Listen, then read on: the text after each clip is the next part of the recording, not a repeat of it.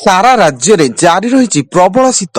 5ଟି ସହରର ତାପମାତ୍ରା 10 ଡିଗ୍ରୀ ତଳେ ଥିବାବେଳେ 7 ଡିଗ୍ରୀ ସହ ଫୁଲବାଣୀ ସହର ସବୁଠୁ ଥଣ୍ଡା ସହର ପାଲଟିଛି ଏବଂ ରାଉରକେଲାରେ 7.2, ଝାରସୁଗୁଡ଼ାରେ 7.7, ସୋନପୁର 9 ଡିଗ୍ରୀ, ଭବାନୀପାଟଣା 9.9, ସୁନ୍ଦରଗଡ଼ 10.2, କେନ୍ଦୁଝରରେ 10.6 ଡିଗ୍ରୀ ତାପମାତ୍ରା ରେକର୍ଡ ହୋଇଛି। ଦେବଗଡ଼ ଜିଲ୍ଲା ବାରକୋଟ ଥାନା ଅନ୍ତର୍ଗତ ସରୁଆଳି ଗ୍ରାମରେ ଲୁଣ ଭାବି ପଟାସାର ଖାଇ 5 ଜଣ ଶିଶୁ ଅସୁସ୍ଥ ହୋଇଛନ୍ତି। ସମସ୍ତଙ୍କୁ ଅନୁଗୁଳ ଜିଲ୍ଲା ପାଲଲହଡ଼ା ଉପଖଣ୍ଡ ଚିକିତ୍ସାଳୟରେ ଭର୍ତ୍ତି କରାଯାଇଥିବା ବେଳେ ସେମାନେ ଖଟା କମଳାକୁ ସୁସ୍ୱାଦ୍ୟ କରିବା ପାଇଁ ଲୁଣ ଖୋଜିଥିଲେ, ହେଲେ ଘର କାନ୍ଥରେ ଟଙ୍ଗା ଯାଇଥିବା ରାସାୟନିକ ଧଳା ପଟାସାରକୁ ଲୁଣ ଭାବି କମଳା ସହ ଖାଇ ଦେଇଥିଲେ।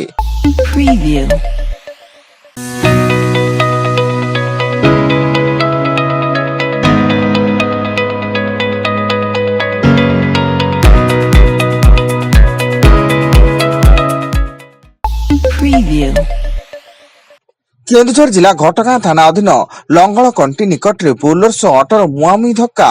ଏହି ଦୁର୍ଘଟଣାରେ ଅଟୋ ଡ୍ରାଇଭର ସମେତ ବୋଲେରୋରେ ଥିବା 3 ଜଣ ଆହତ ହୋଇଥିବା ବେଳେ ଢେଙ୍କିକୋଟ ଫାଣ୍ଡି ପୋଲିସ ଘଟଣାସ୍ଥଳରେ ପହଞ୍ଚି ଦୁର୍ଘଟଣାଗ୍ରସ୍ତ 2 ଗାଡିକୁ ଜବତ କରି ଘଟଣାର ତଦନ୍ତ ଜାରି ରଖିଛି।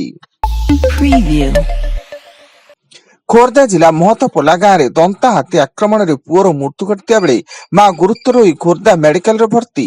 ମା ପୁଅ ଶୌଚ ପାଇଁ ଯିବା ବେଳେ ହାତୀ ଆକ୍ରମଣର ଶିକାର ହୋଇଥିଲେ ଏବଂ ଖବର ପାଇ ବନ ବିଭାଗ ଘଟଣାସ୍ଥଳରେ ପହଞ୍ଚି ଅଧିକ ତଦନ୍ତ ଜାରି ରଖିଛି।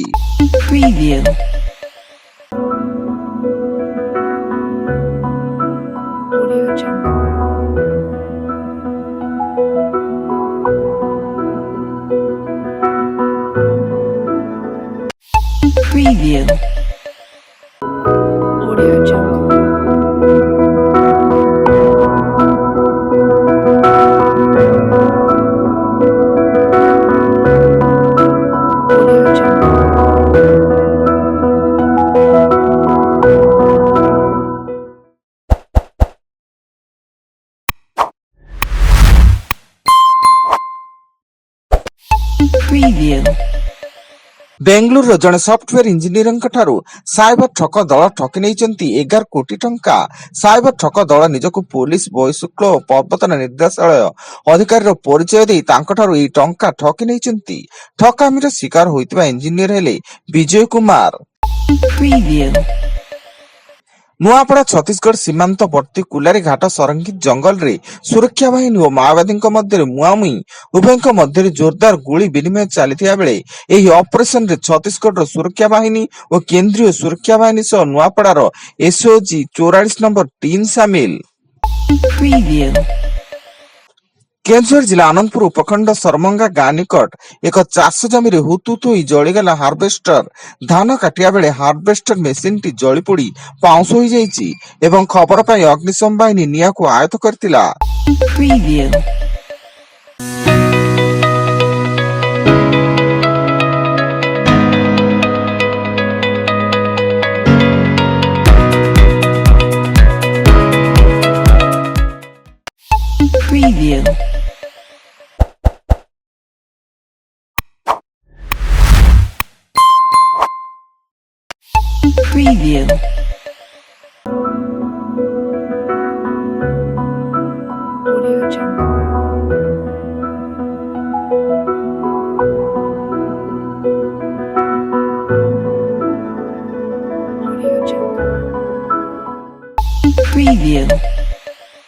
କାଂକେର ଜିଲ୍ଲା ଡଙ୍ଗରକଟା ଗାଁ ଜୋଲାନ କସା ଜଙ୍ଗଲରେ ଭାଲୁ ଆକ୍ରମଣରେ ବାପା ପୁଅଙ୍କ ମୃତ୍ୟୁ ଘଟିଥିବା ବେଳେ ଫରେଷ୍ଟ ଗାର୍ଡ ଗୁରୁତର।